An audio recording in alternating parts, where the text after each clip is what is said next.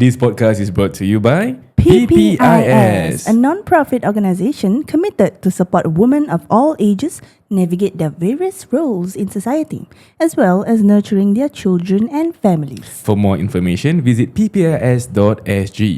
Inspiring women, strengthening families.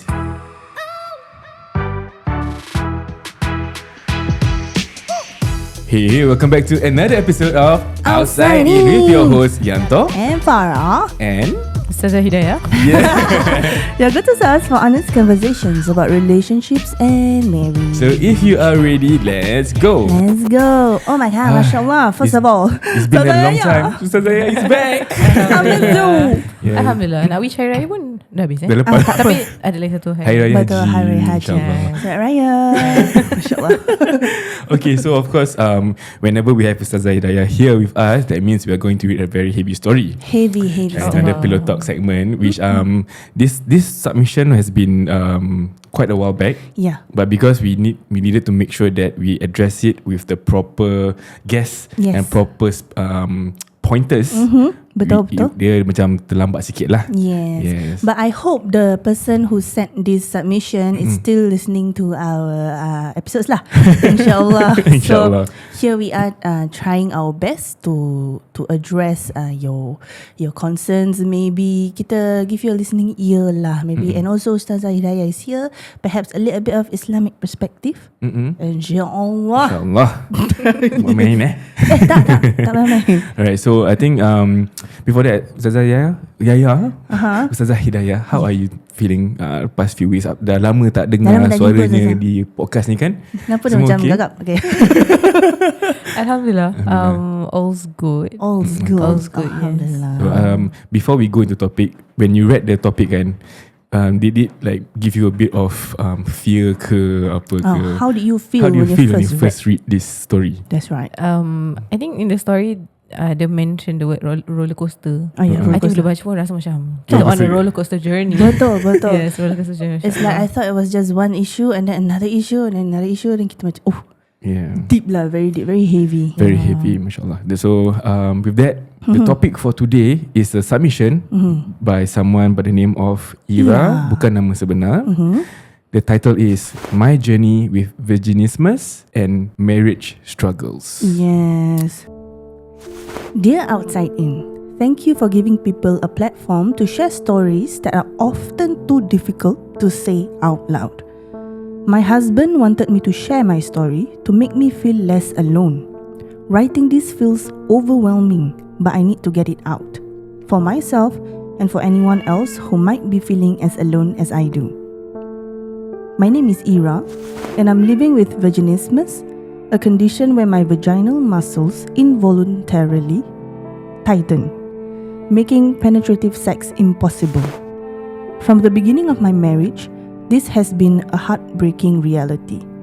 My husband and I thought at first it was just inexperience, but when every attempt failed, I knew something was wrong.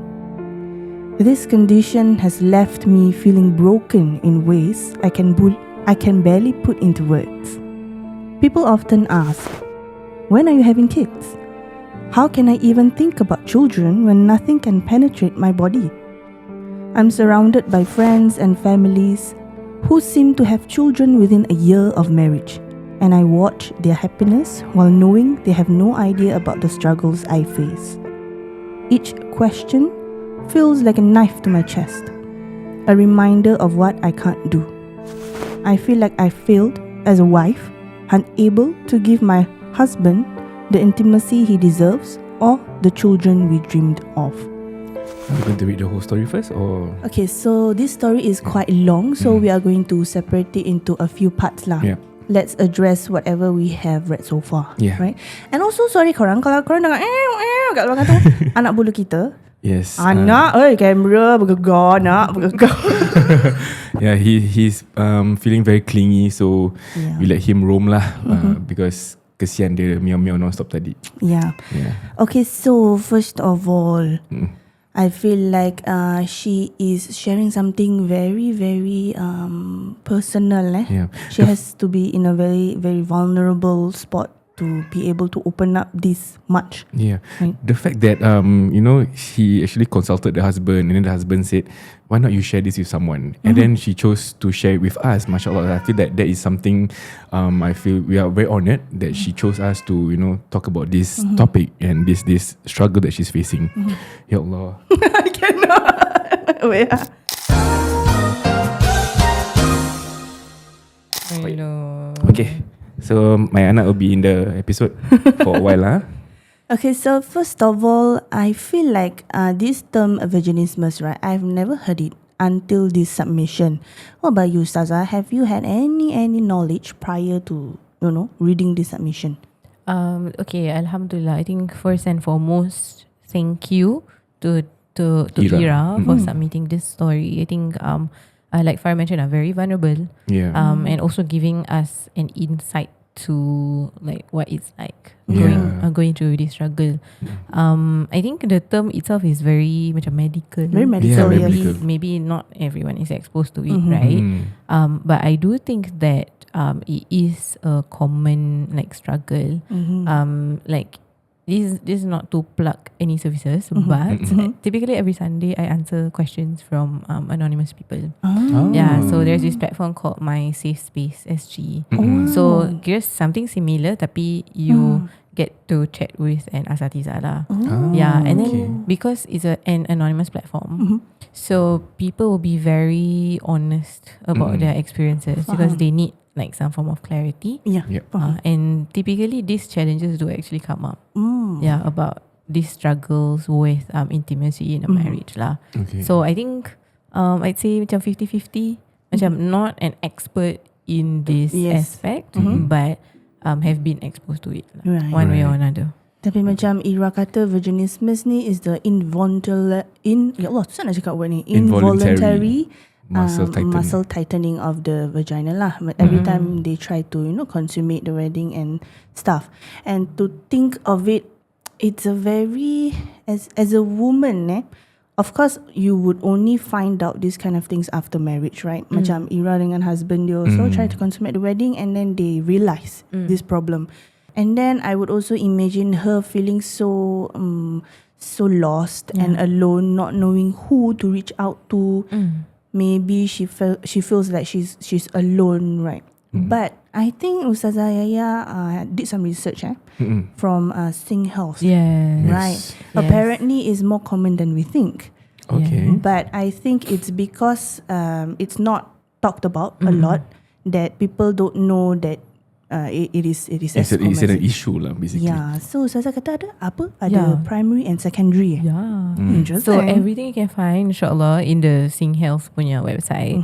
But what we gathered so far is that the primary vaginismus talks about this current situation lah, that the person is struggling with intercourse and then getting to know about it for the first time because it's the only time that they are only experiencing it, right? But interestingly, there's the secondary vaginismus. So the secondary speaks about how it is developed later in life. Yeah, so that can happen probably due to traumatic life events, medical conditions, childbirth even, surgery, and also life changes like menopause. So that's really interesting because there are women who, especially after they go through childbirth, they find that sexual intercourse, it's very painful for them.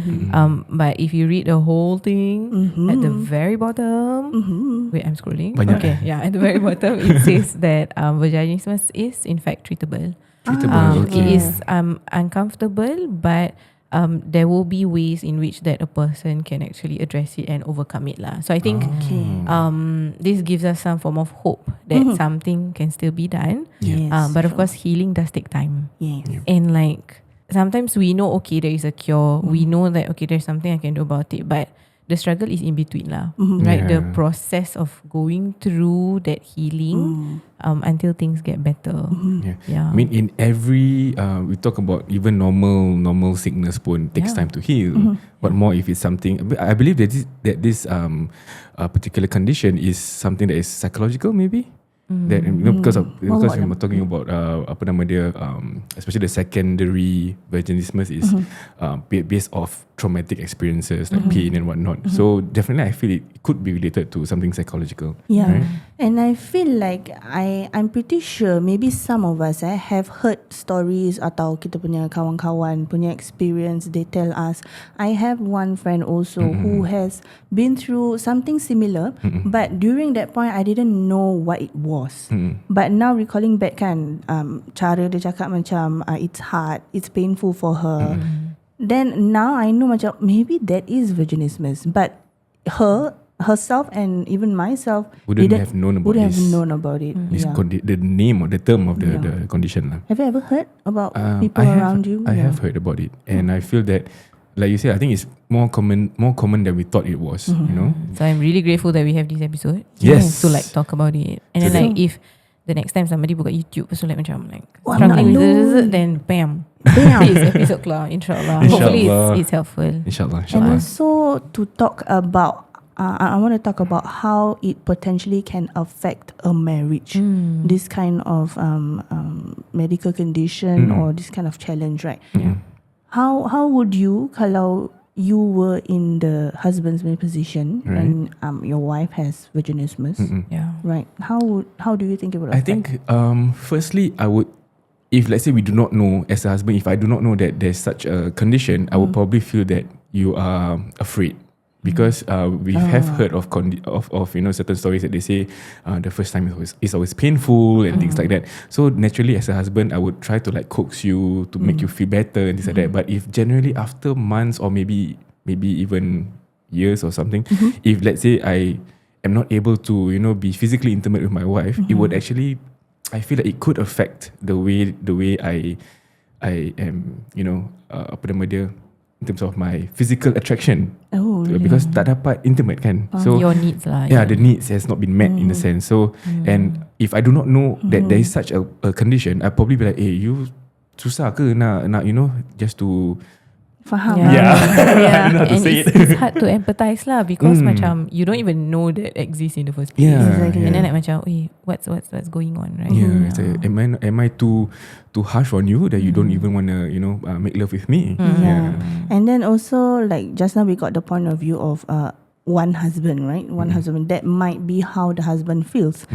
And it doesn't, this kind of condition, it doesn't just affect like one person in the marriage, it affects both. Of course. Like the husband doesn't feel macam his needs are being met. And then like Ira said in her own The words, family. I feel like I failed as a wife, unable to give my husband the intimacy he deserves. Or the children we dreamt of. Yeah. That's tough. That's a very, very That's tough. I think like one note for all of us listening and even us reading kan is saying that even this in itself is a blessing. Oh. Like it's a gift from Allah SWT. How Like so, Ustazah? I don't know, we have episodes where we talk about macam not being able to conceive, Yeah. not being able to macam as Ira mentioned, right, have children of her dreams. But seeing that this first step in itself is a blessing, that Masya even there are people, they don't get that. Yeah. Like it's their ujian, it's their journey. Tapi sometimes we are so focused on the things that are not written for us probably at this point in time, that we forget that actually these little things in between is actually something big. Yeah. And macam she's not only just thinking and struggling about not being able to conceive, but not being able to even take the first step to actually do that. Oh, that's true. That's true. When it comes to meeting family members and then they are asking when you're going to have children and things like that, and if this condition is it puts stress on the lady, on Ira, what more with these questions coming in? There's added pressure, added stress. So I don't think it's going to help her in terms of being able to get over it easily, because you're already feeling like aku dah tak boleh kasih my husband the children, and then now with more pressure, it's only going to be it's not going to help her. And I feel that this is where the importance of highlighting this kind of conditions make it very essential in our community, so that people won't really like kau ni tak nak kasih anak, things like that, But also I think the beautiful part of it is not only through this episode, insyaAllah, that you don't feel that you are alone. But like Ustazah Hidayah said, there are treatments. So there is a way out, insyaAllah. InsyaAllah. Right. So if you feel like you have vaginismus and you have macam dah letak usaha kan, you and your husband, but it's still not getting anywhere, you know, you can seek out lah. You can seek out external help, you know, medically. Inshallah, we pray for Ira and her husband and for everybody. people that has the similar conditions lah. Okay, shall we move on to the next part of the story, Yes, which is probably something that's even harder to discuss. Yes. Okay. So far, we know that Ira has vaginismus, and that she feels like she is not being a good wife, you know, because she cannot provide for her husband and bear children, things like that, right? So this is the next part. To make it worse, during our honeymoon, I discovered my husband is a pornography addict, a habit he struggled with long before we met. That discovery shattered me. While I was battling my own body's inability to connect with him, I also had to process the emotional toll of feeling utterly inadequate. It reinforced this voice in my head that constantly whispers, "You're not enough." Our marriage has been a rollercoaster of pain and conflict. We've had terrible fights where divorce statement has been thrown around by me, and others that even cross physical boundaries.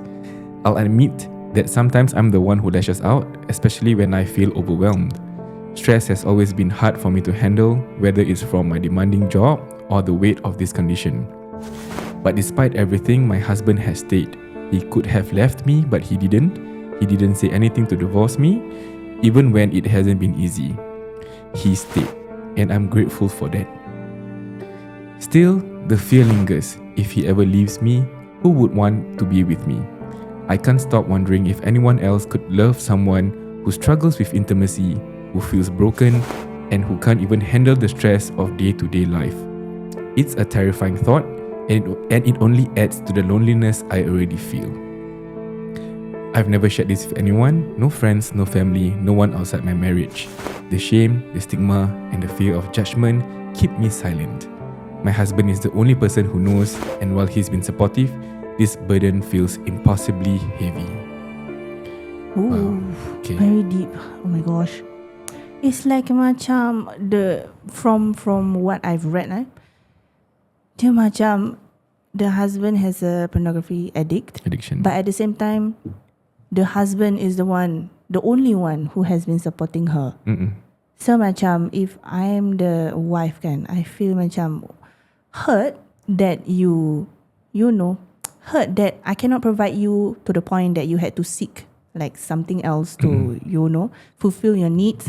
But at the same time, I'm still holding on because this is the only person. She's my anchor. He's my rock. You know, because I feel like I'm alone lah. I can't share because she said the stigma, the embarrassment, right, is what keeps her silent.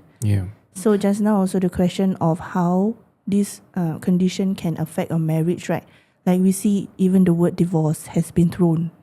So that is how it impacts their marriage. You know? I mean, if I were to touch on the fact that, you know, she mentioned about the pornography addiction, that is, I feel that perhaps as a husband, like earlier on I mentioned, if I can't if my needs are not being met, it could affect the marriage in itself. But with an added layer of pornography, and he's an addict, that means most likely, I'm assuming that he has a higher sexual drive, which could lead to an even bigger struggle for him to feel the intimacy that he needs. That he has to continuously resort to pornography, and maybe perhaps that could add added pressure to the wife after knowing this information. Yeah, it's because I cannot give you, then you do something. You know, the feeling of inadequate, not enough, like she keeps saying, right? I don't feel enough for my husband, for people around me.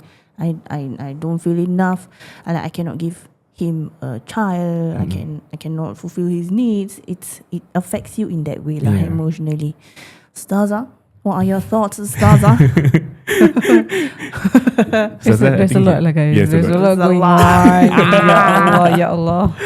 It's really tough lah to be in her shoes. I think we do acknowledge that everything is connected. Like when we do something, it comes with consequences, right? Yep. And like it's an entire cycle.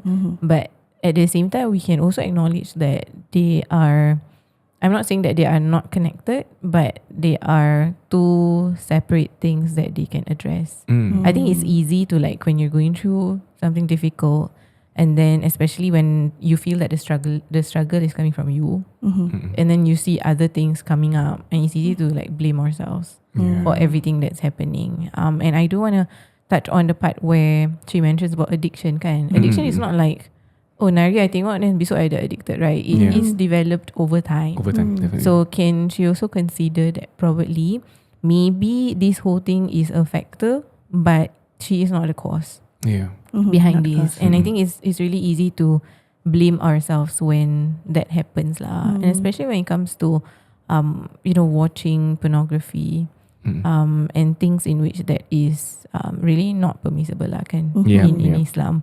I think what she is also struggling with is the whole, like, she's already wounded, and then there's another wound that comes up. Like it's not helping. It's not helping. So this wound is further added on with this betrayal that she is feeling, right? Like, okay, we're struggling in this marriage. I thought we were in this together, but this is, your channel, this is your remedy. So the point that I want to make here is seeking help is really important because if we don't start to allow ourselves to seek help, we use whatever knowledge that we have, which sometimes is not enough, right? To make amendments, to fix, to find a solution. But we're not equipped enough with the matter, right? We don't have the skills, we don't have the tools.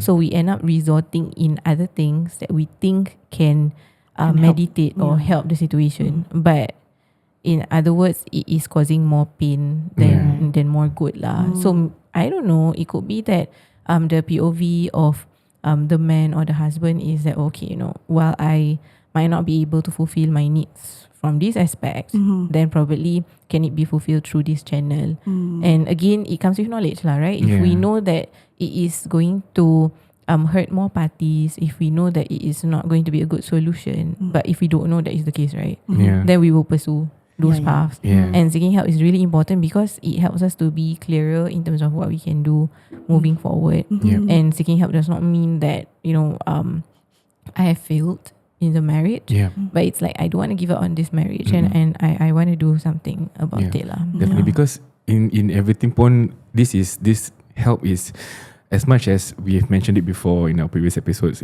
seeking therapy, seeking help is not something that is looked down upon. It's actually being praised, and it's the first step that you need to take for you to really, when all else fails, for example. So it's not a negative thing. It's just society might put you in a negative position, but it's not. It's definitely something that is commendable because you're taking the first step to rectify something that is wrong or to rectify a problem that you might have.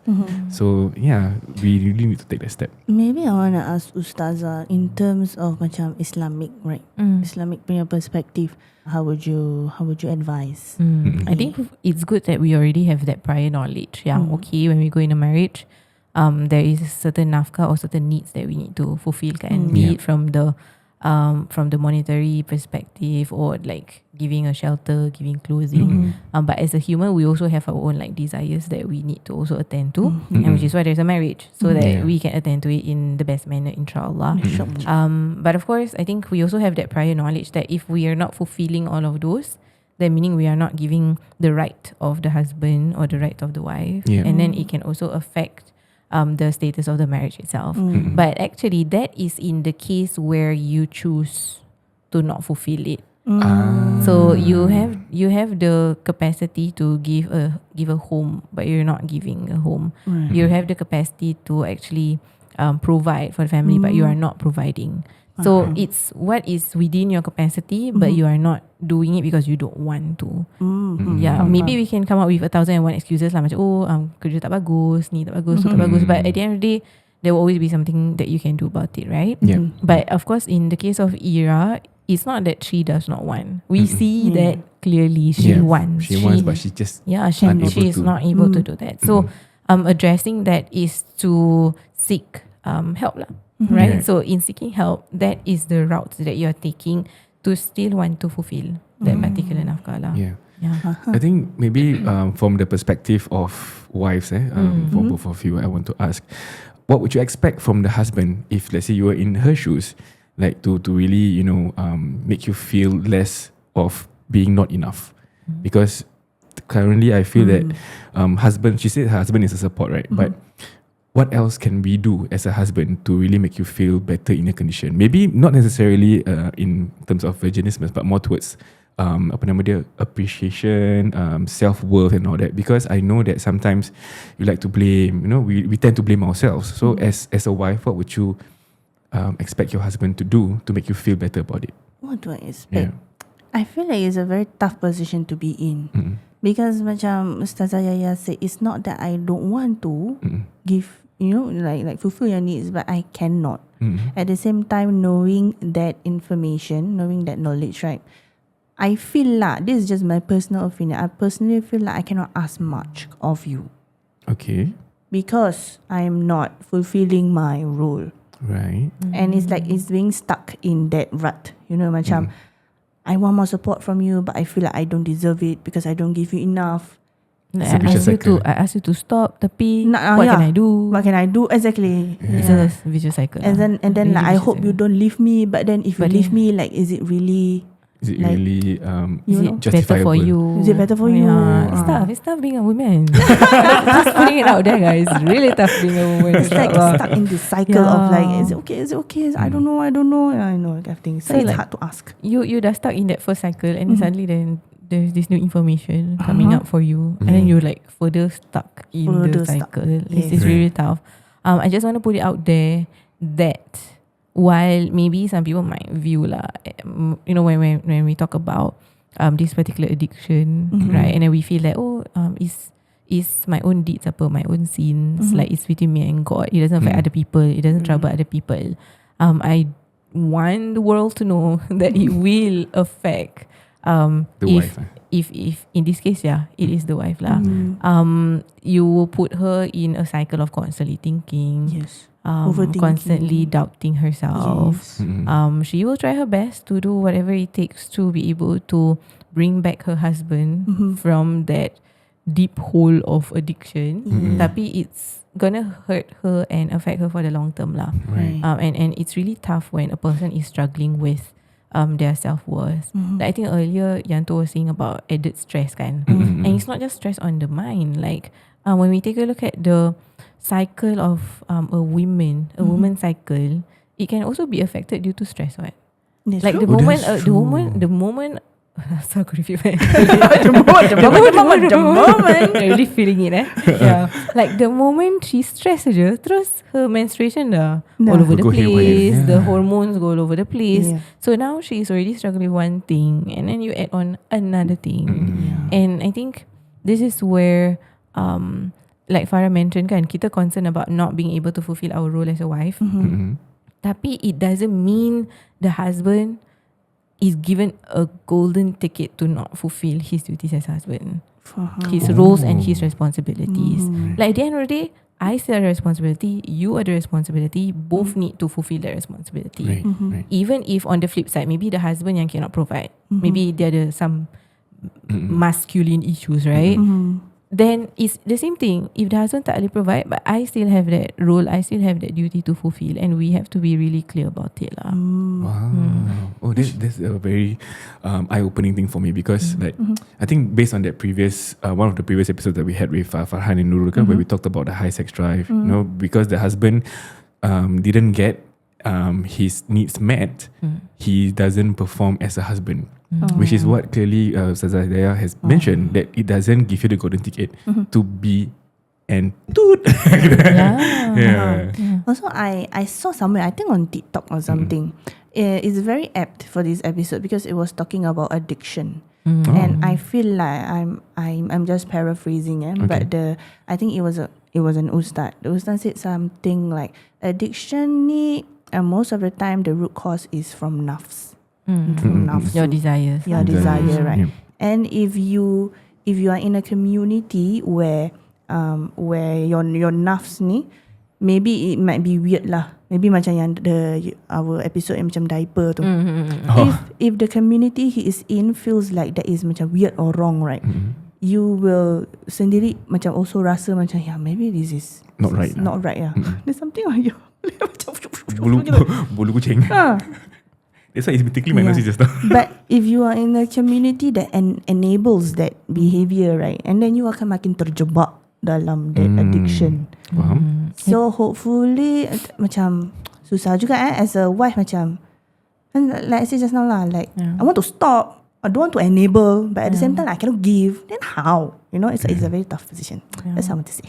If I can just address on the desires part, right? Yes. We are all human. We all have desires. Yeah. Like, let's not just view desires as things surrounding sexual matters. Tapi we have desires on many things. Betul. So desire nak beli baju, Yeah. desire main game, Betul. desire nak lepak dengan kawan. You know, we have a ton of desires. And when we take a look at one of the narrations of the Prophet SAW, there was a time where a Sahaba or the companion of the Prophet actually asked the Prophet, like, is there a way that if I fulfill my desires, I can get a reward out of it? Kira dapat pahala when I fulfill my desires. And that was why the Prophet ﷺ said, yes, if you were to do it unlawfully, then you would bear a sin. But if you fulfill it lawfully, you will be rewarded. So sometimes kita view desires ni macam something like Jijik gitu macam shouldn't do lah. ew, desires. No, but kita semua ada desires. And the Prophet ﷺ said, you do it properly, you do it lawfully. You do it lawfully, dapat pahala. You do it unlawfully, then berdosa lah. Macam mana Ustazah? Example macam I suka beli baju. So macam if I beli baju with my intention untuk to make myself look pretty for my husband, then I will get pahala. Untuk menutup aurat. Alhamdulillah. Untuk menutup aurat. Yes. Yes. Oh, interesting. Or maybe the way you beli. The way Like you beli, maybe okay, alhamdulillah ada rezeki yang halal, then you use the money to buy. Yeah, the means is also important, right? It doesn't mean kita ada good intention, then means tu seboleh. Seboleh aja. Okay, kan Maybe, apa niat tak menghalalkan cara kan. Yeah. And then like macam maybe you suka that dress, tapi maybe you macam tak cukup income nak get that dress, then you merompak. Ay, jangan. Unlawful. Tapi you still Unlawful. fulfill your desires, right? Yeah, so tak boleh lah. Yeah. Like Ustazah say, usually we see desire macam, no, cannot, you know. I mean, of course, it has to come from a good niat lah. Of course. Yeah, kalau kita we have like 10 baju and then like I'm just gonna get 10 more just for the fun of it. Tu dah wasting. Okay, then I have another question. Ini bukan hints kepada No. kepada sesiapa. She controls her shopping. Alhamdulillah. Okay. Maybe I have another question for Ustazah. Right? If you could macam help the husband see differently or macam maybe open up his perspective a bit, because right now he cannot get. So again, there will always be places, platforms, looking for a therapist or a counselor to actually help with the addiction is very, very important. Be it pornography ke any form of addiction kan, what helps is to identify a pattern lah. Like macam typically certain things happen with certain triggers, meaning at a certain time, at a certain place, with certain people in certain conditions. That when you break one portion of it, typically it won't be able to manifest or it won't be able to happen.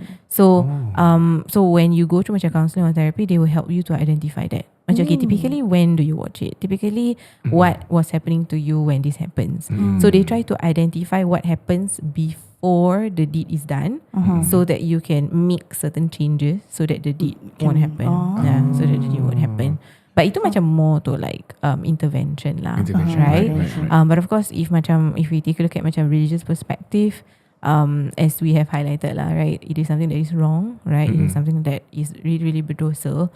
And the thing about sins is that sometimes we always think, oh, you know how people say, oh, nanti kubur pun masing-masing. Like macam, just let me do whatever I want. Macam, at the end of the day, it's between me and God, right?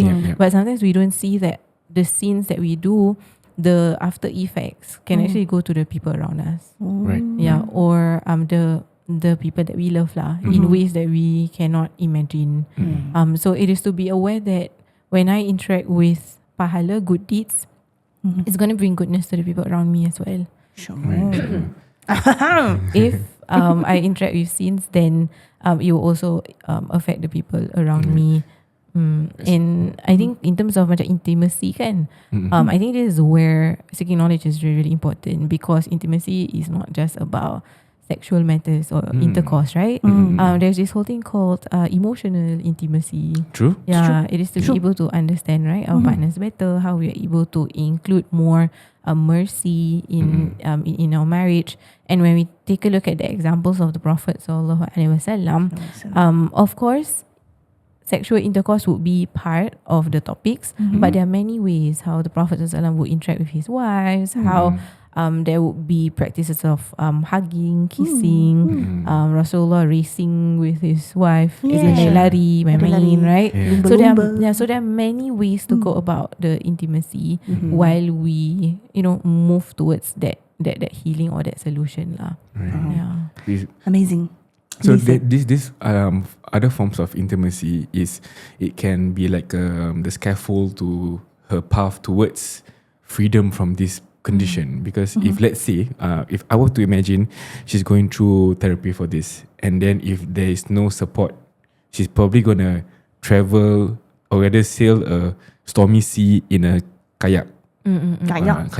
Kayak. I'm giving yantology now. Okay. Sampan tak boleh. Ya, tahu tak kayak. Because kalau dia seorang going through a stormy sea and then there's no support, it's going to be difficult for her to get over it fast or rather comfortably. But if let's say the support comes in, the husband always gives her hugs and kisses and giving more attention emotionally, the kayak would naturally be upgraded to like a big cruise or something. So it's easier for her to navigate this problem, and insyaAllah it will be able to overcome this issue. Because support system, I understand over the past few years of us doing this podcast, that emotional needs from a woman matters a lot more than we think.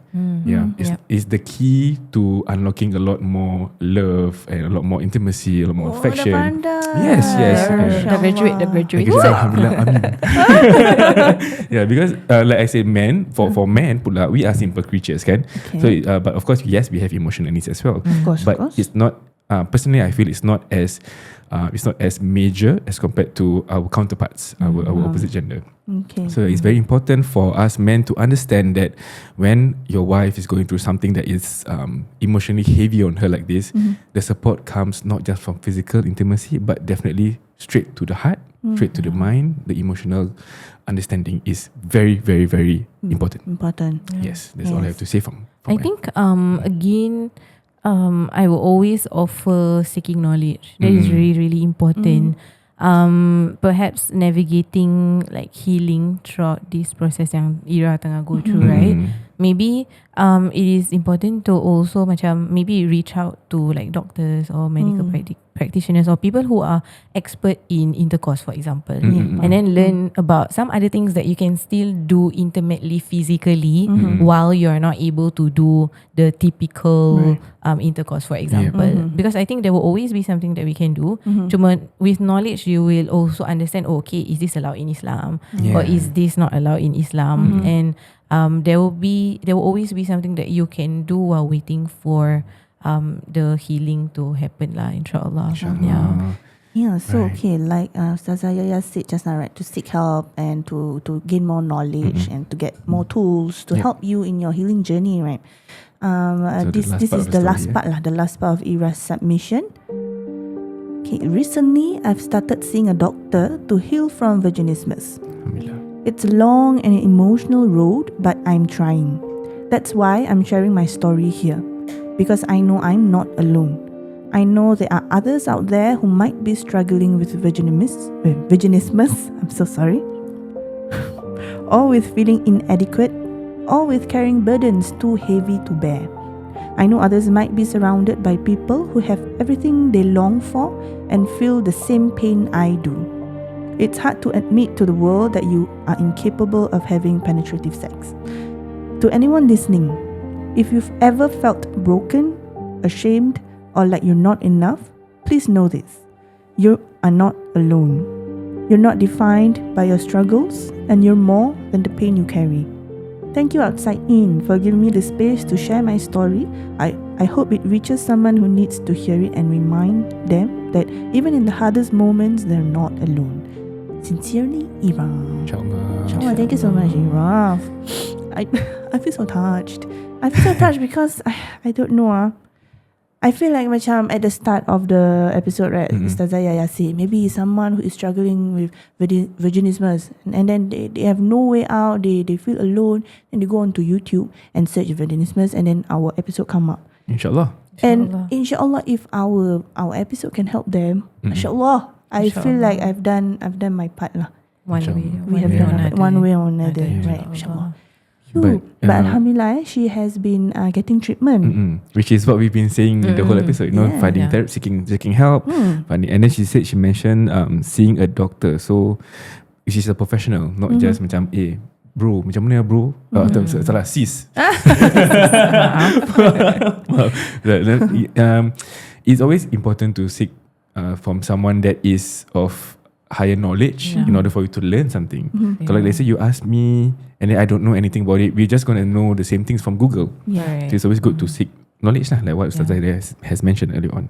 Knowledge, mashallah. Yeah, I mean, thank you so much once again for sharing this story with us. I do believe that it's going to benefit many people, especially those who struggle with the same. But I think it's a reminder for all of us, of course myself first and foremost, that, you know, I think today we talked quite much lah about like our self-worth kan, and then maybe the doubts that a person might feel, but I think at the end of the day it's to realise that our worth is not tied to our physical ability, or our worth is not tied to how our marriage looks like on the outside. Because I think, you know, at the end of the day, Allah SWT is the one who created you. Allah SWT has put you on this path. And I think many times over the episodes that we had together, we always talk about how marriage is ibadah, right? Marriage is worship, and there will be challenges with any form of ibadah. And today we are seeing Ira punya challenge in her journey of ibadah, and it does not make her marriage any less, but actually striving through that is making her marriage more sacred in the eyes of Allah Subhanahu Wa Taala. And you know, at the end of the day, Allah Subhanahu Wa Taala sees every single point of pain that she is going through, and of course we ask Allah Subhanahu Wa Taala to ease her hardships, to ease all of our hardships. Every listener who is probably carrying a similar burden or like a similar weight, and we ask Allah Subhanahu Wa Taala for healing for all of us, like insyaAllah, in the ways that we need it. Ameen. And maybe perhaps as a last point, is I think what we are getting from today's episode is that you know, as much as we talk about we need emotional knowledge, right, emotional intelligence and all of these things, practice compassion in so many ways, mercy, compassion and kindness should also be implemented even in intimacies. Even in the way how we approach our partners, both the husband and the wife, in the way how we talk about it. At the end of the day, it's not just about wanting to fulfill our desires in a lawful way yang kita mention, but part of the process of being lawful to do it is to also consider our partners in the process as well lah. Always practicing mercy. Mercy. Like you mentioned, when you mentioned like considering your partner is more towards her emotional support and things like that, right? It could be many areas lah. Many, I mean, because we need to always be aware of our partner's conditions, and like naturally, if you were to talk about, you know, even in our daily conversations pun, if let's say for example your husband comes home from work feeling tired, and then if the wife is just nagging not knowing that he's tired, that is definitely gonna add a lot more tension in the marriage. Then macam I feel like you have to sangka baik with your husband, and also macam you have to practice mercy lah, instead of making it personal, macam balik muka masam, tak nak manja-manja dengan aku ke apa. You know, we can switch that mindset and think of their feelings instead. I feel that, you know, when both when this team of a husband and wife, both of them have that same intention every single time, the conversations would be very fluid. And you know, healthier because you just want the best for not just for yourself but for your wife or for your husband. So with that, you know, thought at the back of your head, each time you want to come out, it's like a filter, right? So the moment you have that, so whatever unhappiness, negativity that is going to go through, it goes through that filter and then it comes out with niat yang baik. Betul. So it becomes a much more healthy conversation, and that will definitely be able to connect you more and be able to understand the situation where sometimes you can be more empathetic towards your partner, Have which is a bit very of healthy. mercy. InsyaAllah. Yeah, I think insyaAllah. at the end of the day, it's not like me versus you, right? It's Yeah. us versus Us the against the issue. world. Against the world, against the problem. And Yes. the Prophet ﷺ did mention that amongst the perfection of a believer is that they have best character. And that they are those who are best to their spouses. Oh, mashallah. Or in other narrations, it mentions best to their women or best to their wives lah. Yeah, so it's also considering that practicing mercy in this process is also your ibadah, your own striving, and that whenever we want to talk about it, we speak to be heard, but not speak to hurt the I other like that. person. To hurt. Yeah, to hurt. To be hurt. Because at the end of the day, that's why we share that's why we talk about it. Because I want to be heard. I want you to know what's going on with me. But sometimes we unconsciously choose the route to hurt the other party because we are hurting. Yeah. Then I also want you to feel that same hurt that I'm struggling with. And I think yang tadi Yanto mentioned about balik penat and things like that, right? Let us not wait for our spouse to be in a position where they deserve kindness. Let us first give that kindness before they anticipate it. I think if we can all do that, macam at least once a day, I think that will be really, really helpful lah. Maybe we can ask ourselves like, what can I do today, to make today easier for my spouse? What's one thing? I don't think a lot of us even have that question in our heads. It's more like, what can make me happy today? How should I make my husband irritated today? But yeah, There's a meme that's been going around I think a few months ago about it's a cartoon drawing. The drawing is the woman wakes up smiling. What can I do to make him angry today? That's a meme lah. let's not do that. Yeah. So we flip it. What can I do to make him feel better? Yes. And know that everything that you do for your marriage, in a marriage, Allah sees it, and that it will be recorded, and you will be rewarded, and Allah loves every part of that. Sometimes we always just focus on the struggles that we have, that we forget that even as simple as smiling to my husband is also a charity, it's also sedekah, and then we are also given all of the reward. And what more if we are struggling this together and we're really trying our best to make it better for each other? Every single moment is rewarded lah. At the end of the day, I don't know if you all see the imagery before, like the triangle, right? Yeah. So husband, wife, at the end of the day, you are going towards Allah. The closer you are to Allah, the closer your You marriage are, should be. So again, remind yourself that it's tough, it's challenging. InsyaAllah, Allah will get us through this. But our goal is Allah SWT. MashaAllah. Thank you, Ustazah.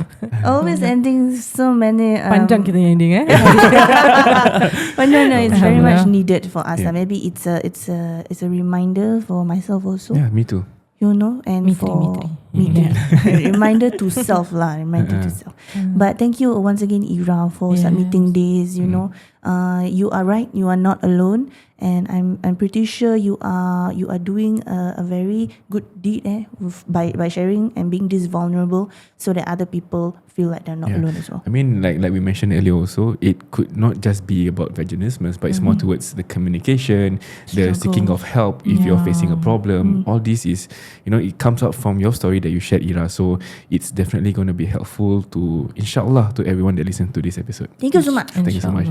If Ira is watching and listening, right, maybe like 10, 20, 30 episodes later, you can send in again your submission and tell us the progress. Yes, So that you can give like stories of hope for other people. Like, remember the episode? So I'm here now, and giving people hope lah, insyaAllah. Yeah, because she's going through therapy, right? So we want to know how is it like, if let's say you want to come onto the episode. That would be amazing to really share your success story in a sense, or your journey. Then we'll have Ustazah Hidayah here with us also lah. Boleh. Kalau ada space lah. InsyaAllah kita boleh buatkan. Duduk atas ke? Tak. guys.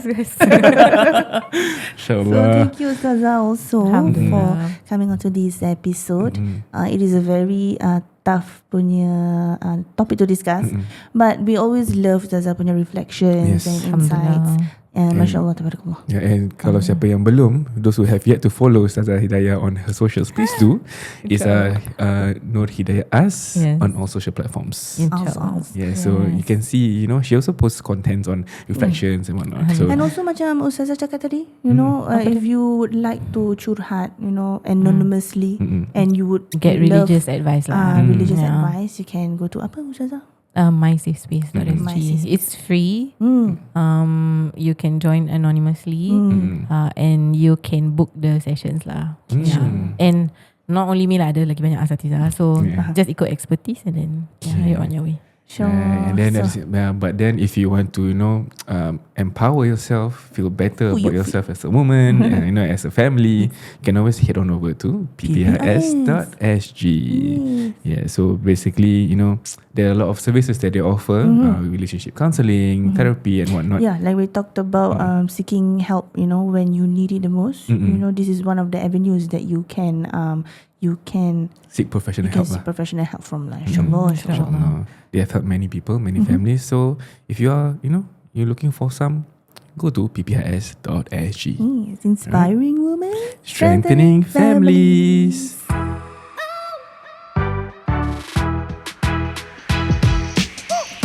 We've come to the end of another episode of Outside In. If you like what you hear, please follow us on all our socials: TikTok, Instagram, Spotify, and YouTube. Share it with all of your friends and family members so that they can benefit from this episode, insyaAllah. Till next time, Assalamualaikum. Bye. Bye.